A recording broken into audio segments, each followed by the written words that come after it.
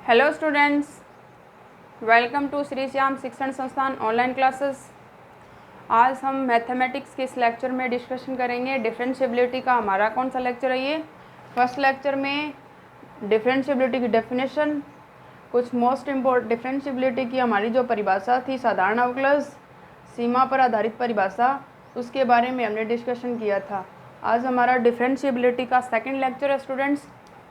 First lecture में हमने differentiability की डेफिनेशन पढ़ी थी, साधारण परिभाषा अवकलज की क्या होती है वो वाली पढ़ी थी, और सीमा पर आधारित अवकलज की डेफिनेशन, मतलब लेफ्ट हैंड डेरिवेटिव की डेफिनेशन, राइट हैंड डेरिवेटिव की डेफिनेशन।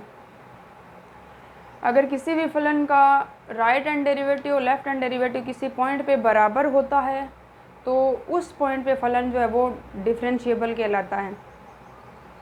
हमने कुछ स्टैंडर्ड मानक अवकलनीय फलनों के एग्जाम्पल या क्वेश्चंस किए थे। पहला क्वेश्चन था स्टूडेंट्स, कौन सा फलन था? कांस्टेंट फंक्शन था। ये कांस्टेंट फलन जो है वो प्रत्येक बिंदु पे क्या होते हैं? अवकलनीय होते हैं। फिर हमारा था आइडेंटिटी फंक्शन था, f(x = x) है, वो आइडेंटिटी फंक्शन होता है। फिर 3 नंबर पे था आज हमारा y = f(x sin x), ये डिफरेंशिएबल एवरीवेयर, इसके बारे में आज हम डिस्कशन करेंगे। तो हमारा डिफरेंशिएबिलिटी का सेकंड लेक्चर है, जहाँ पे हम क्वेश्चन नंबर 3 है। 5 क्वेश्चन है स्टूडेंट्स, मोस्ट इम्पॉर्टेंट है, एक निश्चित ही आता है यहाँ से। तो ये वाला इसने बोला है कि y = f(x sin x), प्रत्येक x belongs to r is differentiable everywhere, मतलब कि प्रत्येक बिंदु पे क्या होते हैं? ये अवकलनीय होते हैं। ये हमें क्या करना है? दिखाना है या सिद्ध करना है। तो क्या करेंगे स्टूडेंट्स, इसका सॉल्यूशन या प्रूफ क्या हो जाएगा स्टूडेंट्स? क्योंकि f(x = sin x), प्रत्येक x belongs to r is differentiable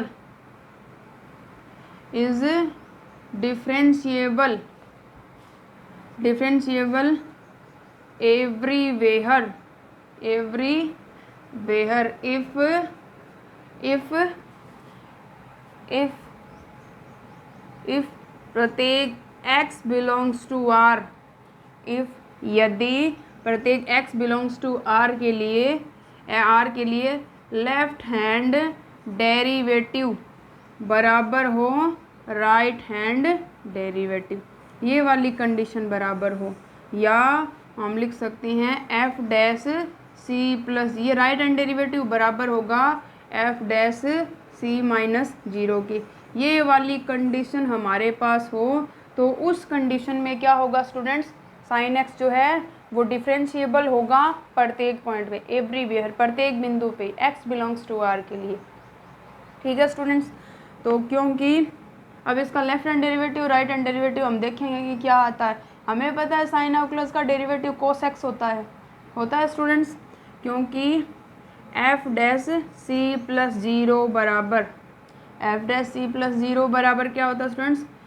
f'(c+0) बराबर क्या होता है? लिमिट h → 0 f(c+h) -fc/h, और h का मान >0, ये वाली होती है राइट हैंड डेरिवेटिव की डेफिनेशन। इसमें हम वैल्यू पुट करेंगे, हमारा f(x = sin x) है, तो f(c+h), मतलब x की जगह c+h, तो sin c+h, fc तो sin c, वैल्यू पुट कर लेंगे यहाँ पे, तो ये आ जाएगा f'(c+0) बराबर लिमिट h → 0 fc+h, मतलब sin c+h minus sin c, नीचे आ जाएगा h। ट्रिग्नोमेट्रिकल फॉर्मूला लगा लेंगे students, sin c - sin d, क्योंकि हमारे पास ट्रिग्नोमेट्रिकल फॉर्मूला होता है sin c - sin d बराबर, साइन है तो क्या आता है? कोस साइन आता है, तो इसका मतलब इसका मतलब CS आएगा, मतलब कोस या 2 cos c+d/2 into sine c - d/2, ये वाला फॉर्मूला यूज़ कर लेंगे स्टूडेंट्स, इधर ट्रिग्नोमेट्रिकल फार्मूला, ये फार्मूला इधर लगाएंगे तो ये आ जाएगा एफ डैश सी प्लस जीरो बराबर limit H tends to zero. C का मान है सी प्लस एच, डी का मान है सी, तो 2 cos C plus D by 2, तो यहाँ से आ जाएगा 2 cos C plus H plus C by 2 sine, अब की बार sine C minus D by 2, ये सी है तो C plus H minus C by 2। ठीक है स्टूडेंट्स, नीचे अपॉन में हमारे पास एच, ये 2 है नीचे ले आएंगे तो यहाँ से आ जाएगा limit H tends to zero cos C plus c 2c upon 2, तो यह बच जाएगा हमारे पास कोस मतलब सी प्लस एच बाई 2 बच जाएगा स्टूडेंट्स। हल करेंगे तो आगे आ जाएगा साइन सी से सी कैंसिल हो गया एच बाई 2, नीचे अपॉन में बच गया स्टूडेंट्स हमारे पास एच बाई 2 नीचे ले आई। अब इसको जो है स्टूडेंट्स इसको एक साथ लिख लेंगे और ये मल्टीप्लिकेशन में पहला कोस एक्स फंक्शन है, साइन एक्स फंक्शन है, डेरिवेटिव या अवकलनीयता की प्रॉपर्टी होती है कि दो लिमिट की प्रॉपर्टी होती है स्टूडेंट्स, दो फंक्शन हो एक साथ लिमिट दे रखी हो, मतलब ये वाला हो limit x tends to zero f x into g x, ये वाला हो हमारे पास दो फलन हो तो अलग अलग लिख सकते हैं limit x tends to zero f x into limit x tends to zero g x.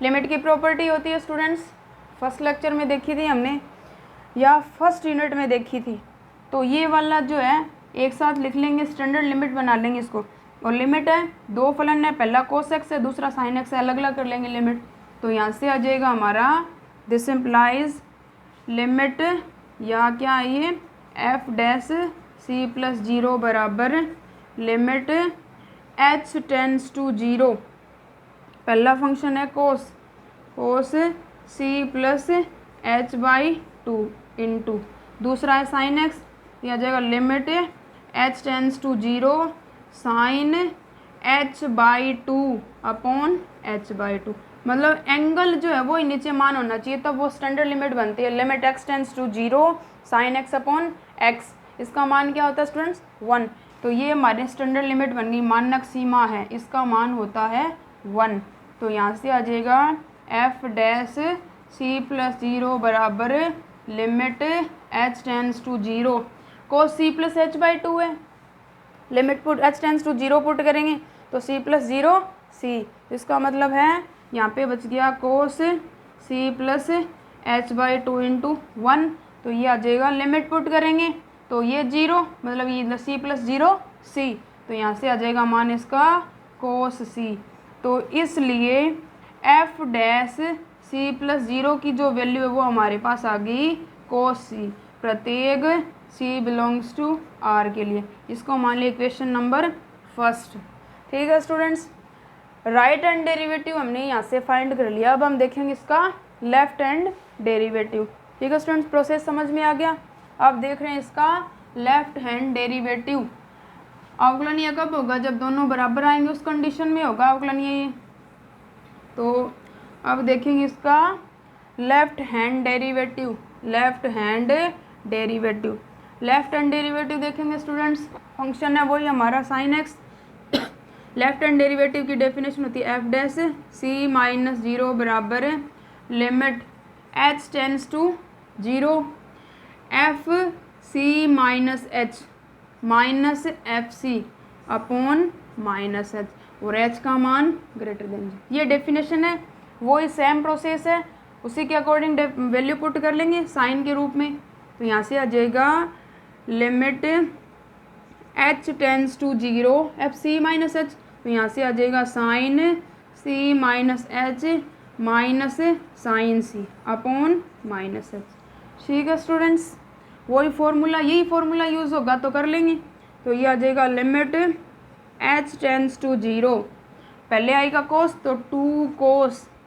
C plus D, मतलब यही बन जाएगा सी प्लस डी सी, तो यह जब की बार सी माइनस एच है तो सी मतलब 2c बन गया अपॉन 2 है तो C minus H by 2 into sine C minus D, ये सी माइनस डी, तो यहाँ से आ जाएगा, मतलब क्या कट जाएगा, सी से सी कैंसिल हो जाएगा, ये सी माइनस डी, सी से सी कैंसिल, माइनस का एच बच गया, तो यहाँ से आ जाएगा साइन माइनस का एच बाई टू, नीचे हमारे पास है माइनस का एच, वही टू जो है वो नीचे ले आएंगे, तो ये कन्वर्ट हो जाएगा एच माइनस का एच बाई टू में।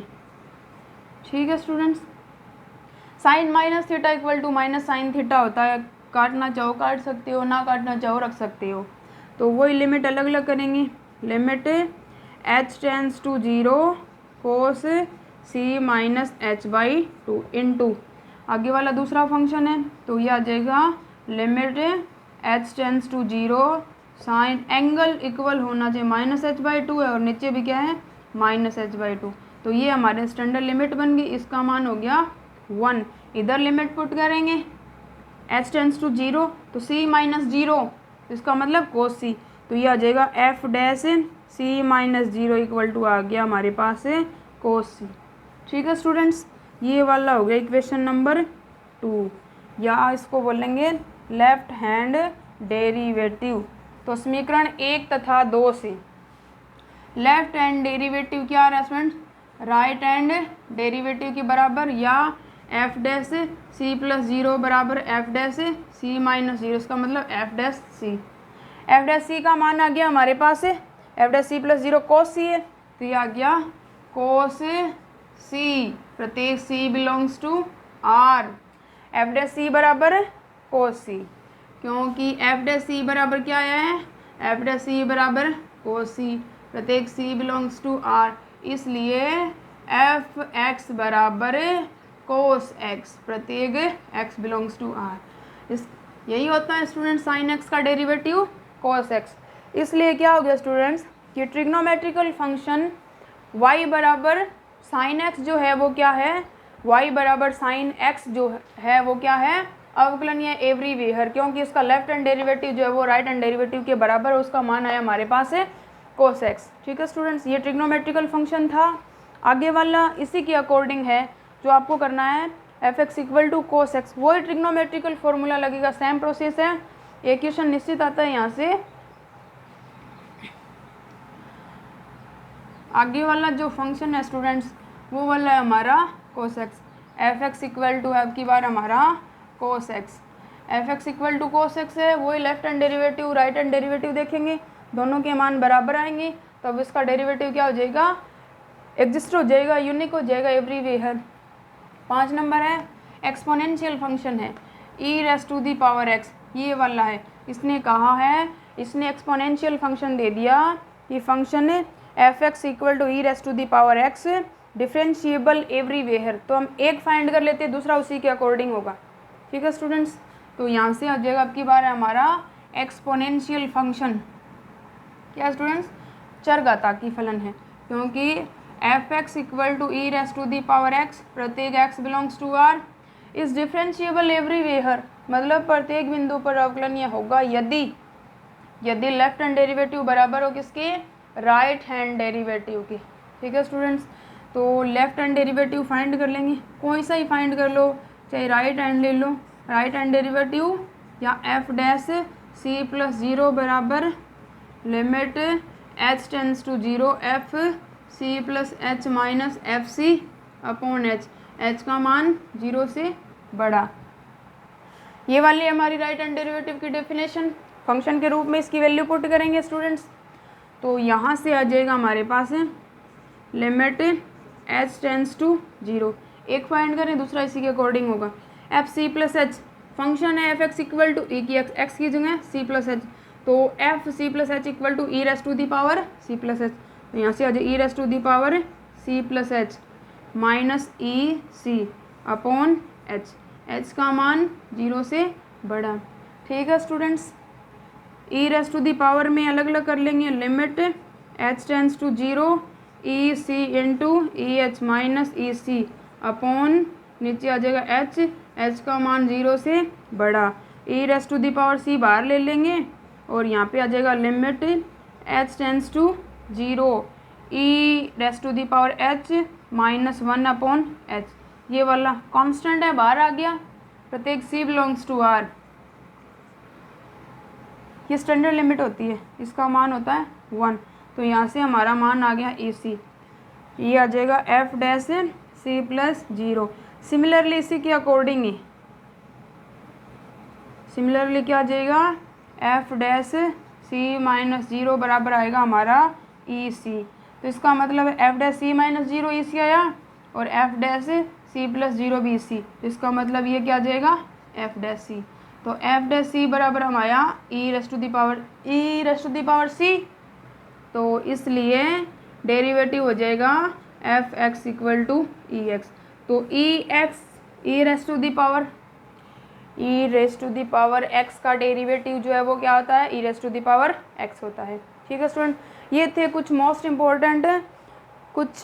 इम्पोर्टेंट एग्जांपल्स या स्टैंडर्ड फंक्शन जो क्या होती हैं, अवकलनीय होते हैं। प्रत्येक बिंदु पे 5 दिए गए थे, याद रखनी है। पहला कांस्टेंट फंक्शन था, दूसरा था आइडेंटिटी फंक्शन, तीसरा था साइन एक्स, चौथा था कोस एक्स और लास्ट था exponential function e raise to the power x. अवकलनीय होते हैं प्रत्येक बिंदु पे। ठीक है स्टूडेंट्स, अब है अवकलज पर आधारित या परिमित अवकलज के एग्जिस्टेंस हेतु नेसेसरी कंडीशन पर आधारित मोस्ट इम्पोर्टेंट थ्योरम 2 बार आई है, 2011 और 2016 में।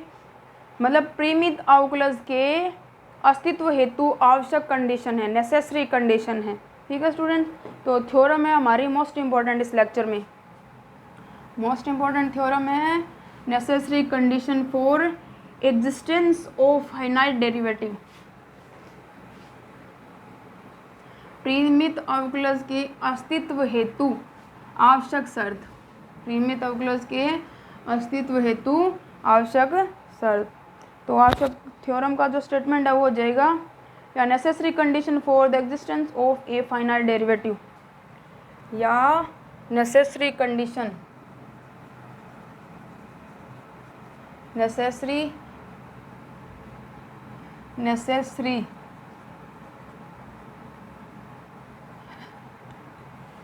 Condition for existence of finite derivative. मतलब परिमित अवकलज के अस्तित्व हेतु आवश्यक शर्त।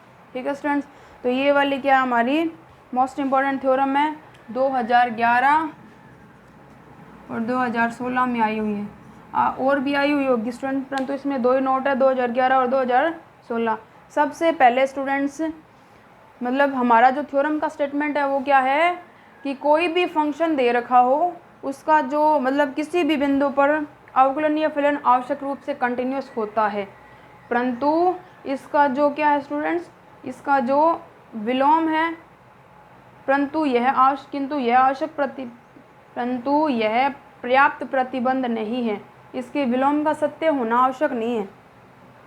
थ्योरम का स्टेटमेंट समझने की ज़रूरत है। सबसे पहले इस थ्योरम के स्टेटमेंट में जो कंडीशन हमारे काम में आती है वो है कंटिन्यूटी वाली कंडीशन, जो हमने कहाँ पढ़ी है, फर्स्ट यूनिट में पढ़ी है। कंटिन्यूटी के बारे में फर्स्ट यूनिट में हमने देखा था, बहुत सारी डेफिनेशंस देखी थी हमने कंटिन्यूटी वाले चैप्टर में।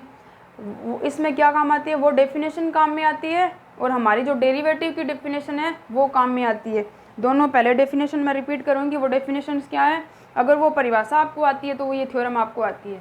ठीक है स्टूडेंट्स, तो इस थ्योरम का जो स्टेटमेंट है वो इसने बोला है कि कोई भी फलन दे रखा हो, यदि किसी फलन का किसी बिंदु पर अवकलज विद्यमान है तो वह सतत उस बिंदु पर सतत भी होता है, ये बोला इसने। यदि जैसे फलन है हमारा, पहले मैं एक्सप्लेन कर रही हूँ इसका स्टेटमेंट। जैसे फलन है हमारा एफ एक्स इक्वल टू या y बराबर हमारा फंक्शन है साइन एक्स। ठीक है students, x equal to C पर इसका डेरिवेटिव विद्यमान है। थ्योरम का स्टेटमेंट है ये कि फलन y बराबर एफ एक्स है, x इक्वल टू सी पर इसका डेरिवेटिव विद्यमान है। मतलब ये फलन अवकलनीय है, मतलब किसी बिंदु पर अवकलनीय फलन सतत होते हैं, परंतु यह पर्याप्त प्रतिबंध नहीं है। आवश्यक कंडीशन है, ये नेसेसरी कंडीशन है कि अवकलनीय फलन है वो कंटिन्यूअस होंगी। क्या बोला इसने कि डिफरेंशिएबल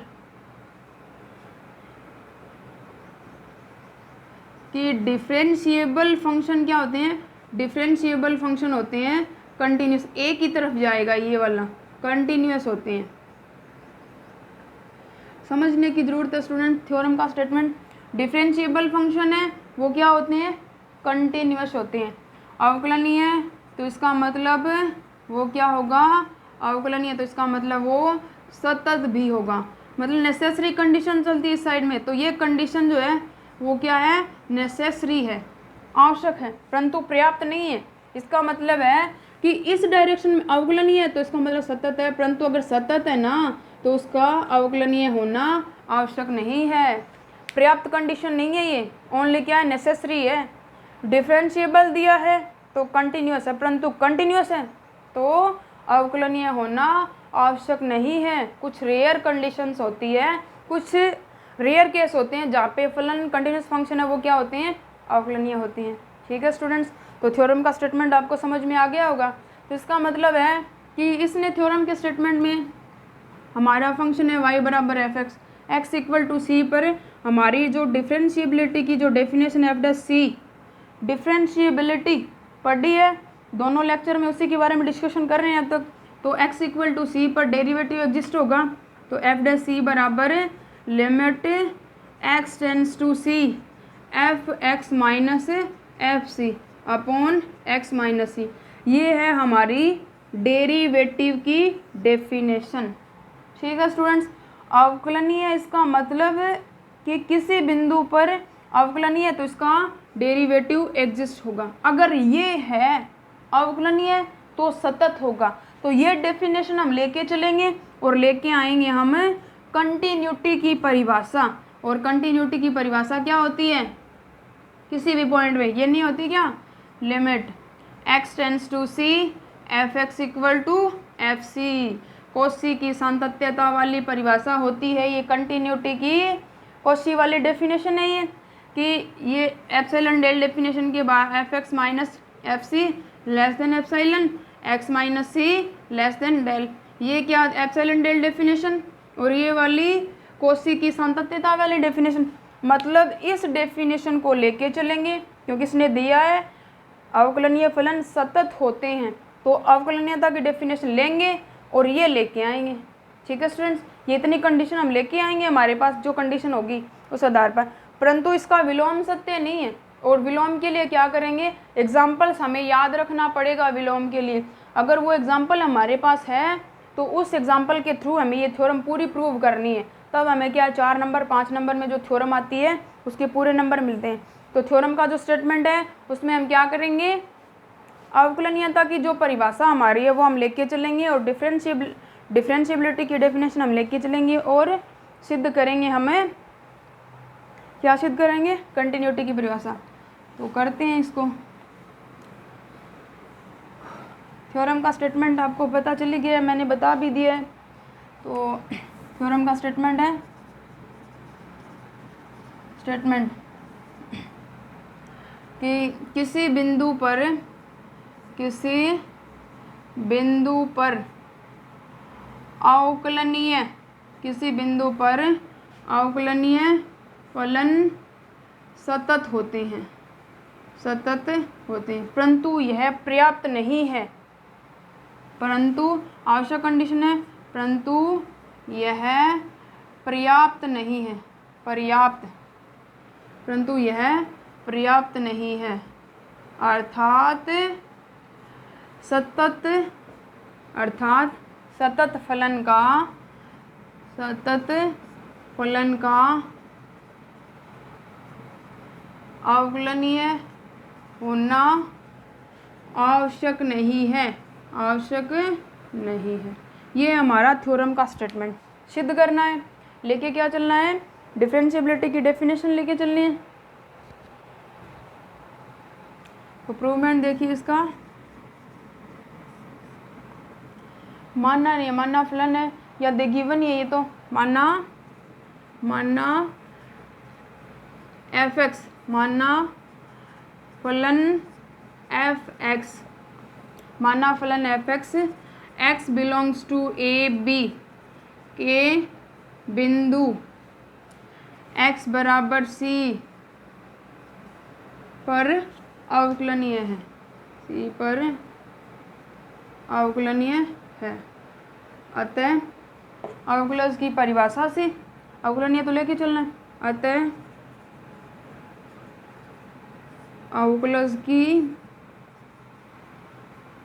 परिभाषा से, अतः अवकलज की परिभाषा से, ठीक है स्टूडेंट्स। अवकलज की डेफिनेशन होती है एक्स इक्वल टू सी पर अवकलज की परिभाषा से एफ डैश सी बराबर limit x tends to C F x minus F C upon x minus c, equation number first. ये हमारी अवकलज की क्या स्टूडेंट्स डेफिनेशन है। तो स्टूडेंट्स कंटिन्यूटी की डेफिनेशन लेके आनी है, पहले आपको इधर लिख देती हूँ कंटिन्यूटी की परिभाषा। Limit x tends to C F x equal to f c, ये वाली होती है हमारी कंटिन्यूटी की परिभाषा। तो स्टूडेंट्स इस थ्योरम को जब हम प्रूव करेंगे, ये तो सत्य है ही हमारे पास, अवकलनीय है किसी पॉइंट पे, तो यहाँ से क्या करेंगे, ये वाली डेफिनेशन हमें लेके आनी है। तो f x minus F c हम लेके चलेंगे। F x minus F c है बराबर होता है F x minus F c के, ठीक है students. F x minus F c लेके चलेंगे क्योंकि F x minus F c, ठीक है स्टूडेंट, ये वाला ले लिया। इसको हम इससे भी लिख सकते हैं F x minus F C upon दोनों ऊपर नीचे किसका भाग दे देंगे, X minus C into X minus C. अब दोनों तरफ लिमिट लगा लेंगे स्टूडेंट्स, लिमिट लगाएंगे। Limit x tends to C, बहुत इजी है, F x minus F C equal to limit x tends to C F x minus F C upon x minus C into X minus C, ठीक है students. ये वाली हमारी definition.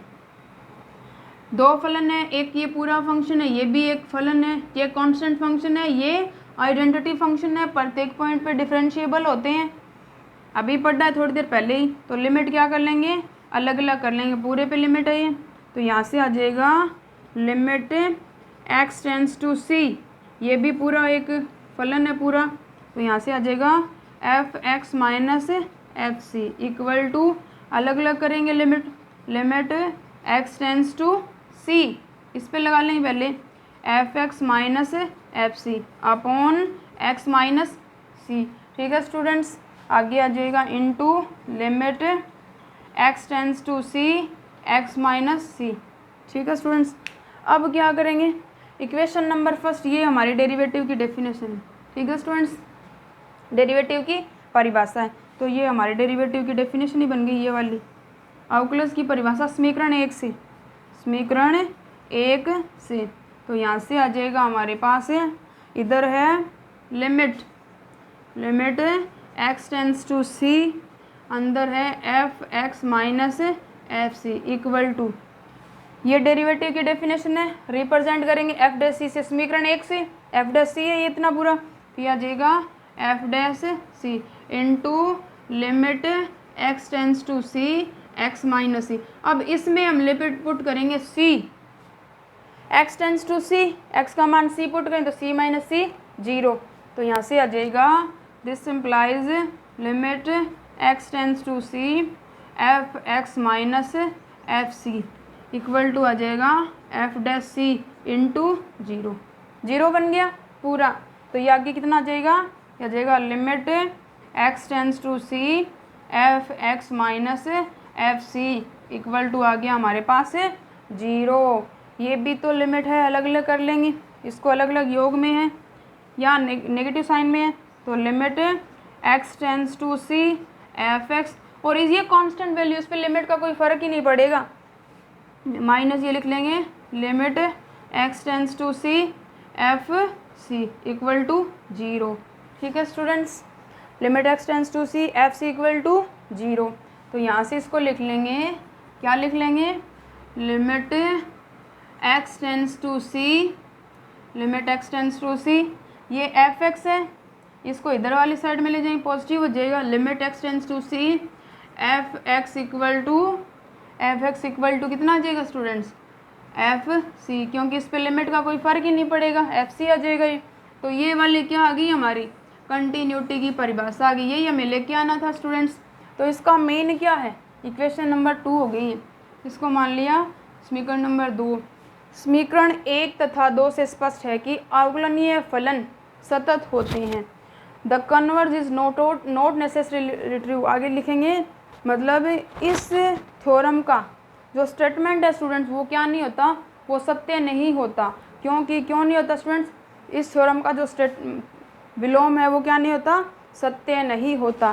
क्योंकि इस सत्य नहीं होता, इसकी पुष्टि के लिए क्या करेंगे, एग्जाम्पल है वो याद रखेंगे, मोस्ट इंपॉर्टेंट एग्जाम्पल है। नेक्स्ट है, इस थ्योरम के लिए याद रखेंगे हमें क्या करना है, इस थ्योरम को कंप्लीट करने के लिए हमें देखना नहीं एग्जाम्पल आगे वाला जो सेकंड पार्ट इसका, क्योंकि विलोम का सत्य होना आवश्यक नहीं है। विलोम का लिखेंगे आगे, विलोम का सत्य होना आवश्यक नहीं है, आवश्यक नहीं है। जहाँ फलन लिखेंगे, जहाँ function f x equal to मापांक ऑफ एक्स, जहाँ फलन मापांक ऑफ एक्स सतत है परंतु अवकलनीय नहीं है। एफ एक्स इक्वल टू मापांक of x, x belongs to R, मतलब प्रत्येक एक्स बिलोंग्स टू आर के लिए क्या है, ये एक्स बिलोंग्स टू आर के लिए सतत है परंतु अवकलनीय नहीं है, परंतु अवकलनीय नहीं है।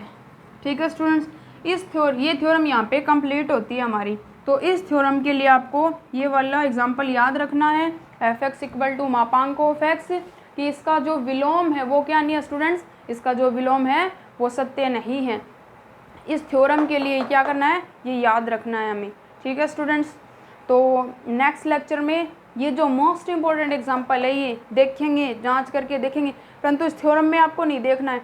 ये थ्योरम अगर कहीं आ जाए तो आपको कितना करना है, यहाँ तक बस ये याद रखना है कि एफ एक्स इक्वल टू मापांक ऑफ एक्स जो फंक्शन होता है वो क्या है, कंटिन्यूस तो होता है परंतु डिफरेंशिएबल नहीं होता। नेक्स्ट लेक्चर में डिफरेंशिएबिलिटी पर आधारित मोस्ट इम्पॉर्टेंट जो एग्जाम्पल है उनके बारे में डिस्कशन करेंगे, फिर इसकी और थ्योरम है वो देखेंगे।